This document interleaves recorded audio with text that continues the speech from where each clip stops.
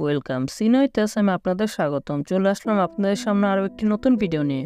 মনে করেন আপনি গভীর রাতে একটি গাড়ির জন্য অপেক্ষা করছেন, আর ঠিক সেই মুহূর্তে একটি সাইকো কিলারের সাথে আপনার দেখা হয়ে যায়, যে কিনা নৃশংসভাবে মানুষকে হত্যা করে মেরে ফেলে। 2010 সালে মুক্তি পাওয়া এমন একটি মুভি নিয়ে আজকে আপনাদের সামনে হাজির হলাম। মুভিটির নাম হলো আই স দ্য ডেভিল। তো আর বেশি কথা না বলে সরাসরি মুভিতে যাওয়া যাক। মুভির শুরুতেই আমরা একটি গাড়িকে থেমে থাকতে দেখি। গাড়ির ভিতরে থাকা জুয়ন তার হাজব্যান্ড কিনসুর সাথে ফোনে কথা বলছিল। কিনসু ছিল গোয়েন্দা পুলিশের বিভাগের একজন কর্মকর্তা। জুয়ন তাকে জানায় তার গাড়িটি নষ্ট হয়ে গেছে। ঠিক সেই মুহূর্তে তার গাড়ির সামনে এসে আরও একটি গাড়িকে থামতে দেখা যায়। গাড়ির ভিতর থেকে সোয়ান নামের একজন ব্যক্তি বের হয়ে আসে। সে জুয়নকে জিজ্ঞেস করতে থাকে তার কোনো সাহায্যের প্রয়োজন আছে কিনা। জুয়ন তাকে জানায় তার কোনো সাহায্যের প্রয়োজন নেই, সে কার সার্ভিস সেন্টারে কল দিয়েছে, কিছুক্ষণের মধ্যেই তারা চলে আসবে। পরে সোয়ান সেখান থেকে চলে গিয়ে তার গাড়িতে বসে, কিন্তু অনেকটা সময় পার হয়ে গেল জুয়েন দেখে তার সামনের গাড়িটি সেখান থেকে যাচ্ছে না। এরপর হঠাৎ করে জুয়েনের গাড়ির কাঁচ ভেঙে জুয়েনের উপর আক্রমণ করে দেয়। জুয়েন গাড়ি থেকে পালানোর চেষ্টা করলে জুয়ান তাকে হাতুড়ি দিয়ে মেরে মেরে অজ্ঞান করে ফেলে।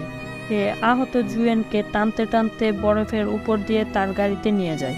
জোয়ান ছিল একজন সাইকোপ্যাথ কিলার, যে কিনা মানুষকে নৃশংসভাবে হত্যা করত। সে জুয়েনকে তার আস্তানায় নিয়ে আসে মেরে ফেলার জন্য। সেখানে আমরা দেখি জুয়েনকে নগ্ন অবস্থায় একটি পলিথিন দিয়ে পেঁচিয়ে পুরো শরীর বেঁধে রেখেছে। একটা সময় জুয়েনের জ্ঞান ফিরলে জুয়ান সেখানে উপস্থিত হয়। আমরা দেখি সাইকো কিলার জুয়েনকে অনেক নির্যাতন করেছে। জুয়েন তাকে জানায় সে অন্তঃসত্ত্বা এবং সে তার জীবন ভিক্ষা চায়, কিন্তু তাতেও সাইকো কিলারের মন গলে না। সাইকো কিলার তার কথা কোনো কানেই নেয় না। সে জুয়েনকে মেরে টুকরো টুকরো করে গায়ের মাংস কষায়ের মতো কাটতে থাকেন। সে সময় জুয়েনের হাতে থাকা আংটিটি পড়ে যায় একটি নর্দমার পাইপে আটকে যায়। পরে জুয়ানের কাজ শেষ হলে সে ফ্লোরে থাকা সকল রক্ত ধুয়ে মুছে পরিষ্কার করে ফেলেন, কিন্তু সেই আংটিটি সেই জায়গায় রয়ে যায়। পরের দিন পুলিশ জুয়েনের দেহের অসংখ্য টুকরো এবং কাটামাথা খুঁজে পায়। এটা দেখে জুয়েনের বাবা এবং তার হাজবেন্ড খুবই ভেঙে পড়েন। পরের দিন জুয়েনের বাবা কিনসুকে বলতে থাকে, 30 বছর পুলিশে চাকরি করে আমি আমার মেয়েকে বাঁচাতে পারলাম না। এটা বলে সে কান্নায় ভেঙে পড়েন। জুয়েনের শেষকৃত্যের সময় কিনসুকে খুব চুপচাপ থাকতে দেখা যায়। সে মনে মনে ভাবতে থাকে যে তার স্ত্রীকে এত কষ্ট দিয়ে মেরেছেন, সে তাকে আরো বেশি কষ্ট দিয়ে মারবেন। কিনসু তার অফিস থেকে 2 সপ্তাহের ছুটি নিয়ে নেয়। সে তার সহকারী বন্ধুর কাছ থেকে একটি ট্র্যাকার ক্যাপসুল নেয়। এই ট্র্যাকারটি যার কাছে থাকবে তার অবস্থান ও কথাবার্তা শোনা যাবে। পরে সে তার শ্বশুরের সাথে কথা বলে 4 জন সাইকো কিলারের প্রোফাইল সংগ্রহ করেন, কেননা পূর্বে তারা এসব মার্ডারের জন্য গ্রেফতার হয়েছিল। পরে জুয়েনের বোন সেখানে আসলে সে ডকুমেন্টগুলোকে নিয়ে সেখান থেকে চলে যায়। পরে সে এক এক করে 3 জন সাইকো কিলারকে মেরে জিজ্ঞাসাবাদ শুরু করেন, কিন্তু এই 3 জনের মধ্যে কেউই তার স্ত্রীর হত্যাকারী ছিল না। সে সর্বশেষ জুয়ানের প্রোফাইলটি দেখতে থাকেন। এদিকে গভীর রাতে একটি মেয়েকে বাসের জন্য অপেক্ষা করতে দেখা যায়। হঠাৎ করে সাইকো কিলার জুয়ানের গাড়িটি মেয়েটির সামনে এসে থামে। পরে সে মেয়েটিকে বলে, আজ অতিরিক্ত বরফ পড়ার কারণে কোনো বাস আসবে না, চাইলে আপনি আমার গাড়িতে উঠতে পারেন। মেয়েটি কোনো উপায় না পেয়ে অবশেষে জুয়ানের গাড়িতে উঠে বসে। গাড়িটি কিছু দূর আসার পর সে মেয়েটির মাথায় হাতুড়ি দিয়ে আঘাত করে বসেন। পরে সে মেয়েটিকে তার আস্তানায় নিয়ে এসে মেরে ফেলেন। এরপর সে রূপচর্চা করতে থাকেন এবং মনের সুখে গিটার বাজিয়ে গান গাইতে থাকেন। এদিকে কিনসু জুয়ানের খোঁজে তার বাসায় আসেন। সে নিজেকে জীবন বীমার কর্মকর্তা বলে পরিচয় দেন এবং জুয়ান সম্পর্কে নানা প্রশ্ন করতে থাকেন। পরে জুয়ানের বাবা মা তাকে জানায় যে তারা জানেন না তার ছেলে কোথায় আছেন। পরে কিনসু সেখান থেকে বেরিয়ে যাওয়ার সময় জুয়ানের ছেলে তার বাবার ঠিকানা তাকে দিয়ে দেয়। সে ঠিকানা অনুযায়ী জুয়ানের আস্তানায় চলে আসেন। সে জুয়ানের ড্রয়ারে মেয়েদের ব্যবহারকৃত অনেক জিনিসপত্র দেখতে পায়। পরে এক পর্যায়ে ঘুরতে ঘুরতে সে গোপন রুমটিতে চলে আসেন, যেখানে জুয়ান মেয়েদেরকে এনে নৃশংসভাবে হত্যা করে মেরে ফেলত। সেখানে ঘুরতে ঘুরতে কিনসু জুয়ানের হাতের আংটিটি খুঁজে পায় এবং সে বুঝতে পারে জুয়ান তার স্ত্রীকে হত্যা করেছে। জুয়ান হচ্ছে একজন স্কুলের গাড়ির ড্রাইভার। সে কিছু মেয়েদের নিয়ে তাদের বাড়িতে পৌঁছে দেওয়ার জন্য রওনা হয়। এই মেয়েগুলোর মাঝে একটি মেয়ের উপর জোয়ানের নজর পড়ে আর আমরা দেখতে পাই জোয়ানের গাড়ির সাথে একটি ট্র্যাকার লাগানো ছিল। পরে বাসের সবাই এক এক করে নেমে গেলে ঘুমন্ত মেয়েটিকে কিডন্যাপ করে সে একটি নার্সিং হাউসে নিয়ে আসেন। জোয়ান মেয়েটিকে ধর্ষণ করতে যাবে আর ঠিক সেই সময় পিছন থেকে কে জানি তার নাম ধরে ডাক দেয়। জোয়ান বাইরে এসে দেখে কিনসু বাইরে দাঁড়িয়ে আছেন আর সে এটা ভেবে অবাক হয় যে পুলিশ এত তাড়াতাড়ি কিভাবে তাকে খুঁজে বের করলো। জোয়ান কিনসুকে মারতে যাবে, পরে কিনসু তাকে মারতে মারতে অজ্ঞান করে ফেলে। এক পর্যায়ে অজ্ঞান হওয়ার পর কিনসু তাকে ট্র্যাকারটি গিলিয়ে দেয় আর সেখান থেকে চলে যায়। অনেকক্ষণ পর জোয়ানের জ্ঞান ফিরলে দেখে কিনসু তাকে অনেকগুলো টাকা দিয়ে গেছেন। সে মনে মনে ভাবতে থাকে এটা আবার কেমন সাইকো পুলিশ। পরে জোয়ান রাস্তার ধারে গিয়ে একটি গাড়িতে লিফট নেয়।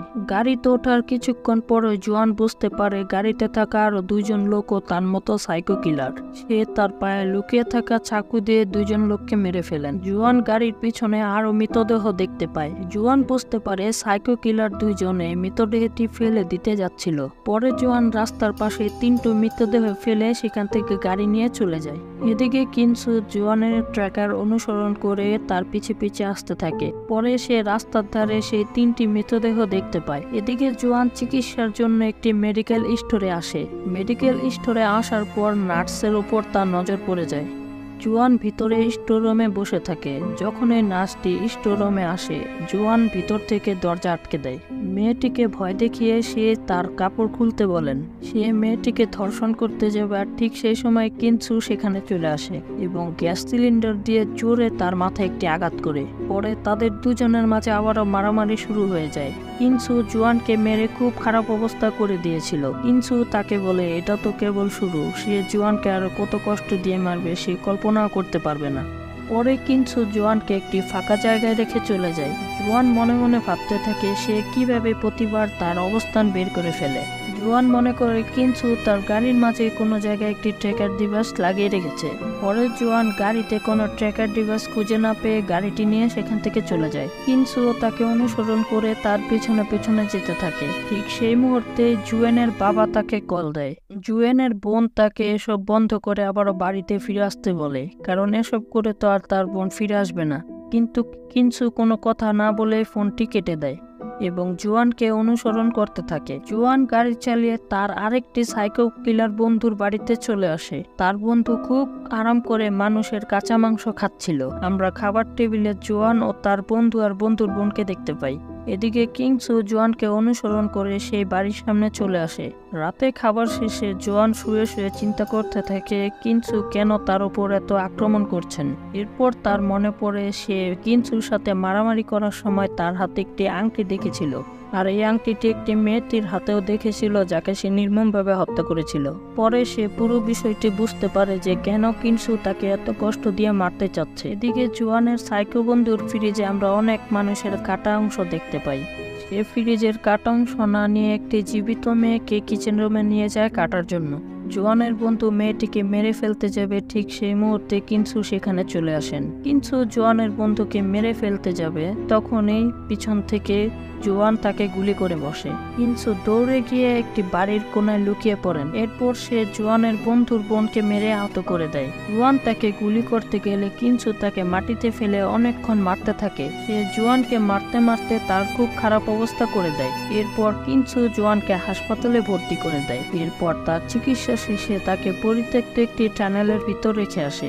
পরে জোয়ান বুঝতে পারে যে তাকে ট্র্যাকার ডিভাইস গিলিয়ে দেওয়া হয়েছে আর এই কারণে কিনসু তার সব অবস্থান জানতে পারছে। সে কিনসুকে উদ্দেশ্য করে বলতে থাকে যে তার স্ত্রী অন্তঃসত্ত্বা ছিল। এটা জানার পরও সে তার স্ত্রীকে হত্যা করেছে। জুয়েন অন্তঃসত্ত্বা ছিল। এটা শুনে কিনসু আরো বেশি কষ্ট পায়। এটা শোনার পর সে দ্রুত জোয়ানকে ধরার জন্য ছুটে আসতে থাকে। এদিকে জোয়ান কিছু ওষুধ খেয়ে বাথরুম করে পেট থেকে ট্র্যাকার ডিভাইসটি বের করে ফেলে। পরে সে অন্য একটি গাড়ি নিয়ে সেখান থেকে চলে যায়। এদিকে কিনসু তাড়াতাড়ি করে ট্র্যাকার ডিভাইস অনুসন্ধান করে এসে দেখে জোয়ান তার পেটের ভিতর থেকে ট্র্যাকার ডিভাইসটি বের করে ফেলেছে।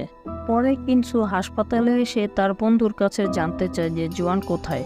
জোয়ানের সাইকো বন্ধু তাকে বলতে থাকে তুমি ভুল মানুষের সাথে পাঙ্গা নিয়েছো। এটা বলে সে হাসতে থাকে। তখনই কিনসু তাকে মেরে ফেলে। এদিকে জোয়ান জুয়েনের বাবা ও তার বোনকে এসে মেরে ফেলে।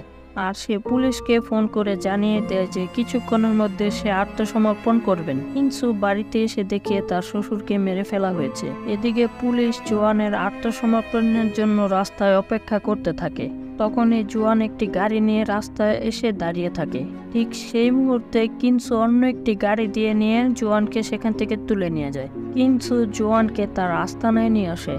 জোয়ান কিনসুকে বলতে থাকে তাকে মেরে ফেলতে। কিনসু তাকে বলে, আমি তোকে তখনই মারবো যখন তোর মুখে মৃত্যুর ভয় দেখতে পাবো। এটা শুনে জোয়ান হাসতে থাকে এবং বলতে থাকে, ভয় বা ব্যথা আমার ভিতরে এরকম কিছুই নেই। এরপর কিনসু উপরে থাকা ব্লেডটির দরজার সাথে দড়ি দিয়ে বেঁধে দেয় আর বাকি অংশটা তার মুখে দিয়ে দেয়। যদি কেউ বাইরে থেকে দরজা খোলে তাহলে উপরে ব্লেড পরে জোয়ান মারা যাবে। এগুলো করে ট্র্যাকার ডিভাইসটি সামনে রেখে কিনসু সেখান থেকে বেরিয়ে পড়ে। তখনই জোয়ানের বাবা মা আর তার ছেলে বাইরে চলে আসে। জোয়ানের বাবা মা আর তার ছেলে বাহির থেকে দরজা খোলার চেষ্টা করছিল আর ভেতর থেকে জোয়ান বলতেও পারছিল না যে দরজা খুললে সে মারা যাবে। এর থেকে আর বড় মৃত্যুর যন্ত্রণা কি হতে পারে। অনেক ধাক্কাধাক্কির পর দরজা খোলার সাথে সাথে জোয়ানের মাথা কেটে আলাদা হয়ে যায়। আর এদিকে কিনসু ও কান্নায় ভেঙে পড়ে একজন সাইকো কিলারকে মারতে যেয়ে সে তার পরিবারের সবাইকে হারিয়ে ফেলে। আর এভাবে আমাদের সুন্দর একটি মুভির সমাপ্তি ঘটে। এরকম আরও সুন্দর সুন্দর মুভির এক্সপ্লেন পেতে সিনো ইতাসামের সাথেই থাকুন। ধন্যবাদ।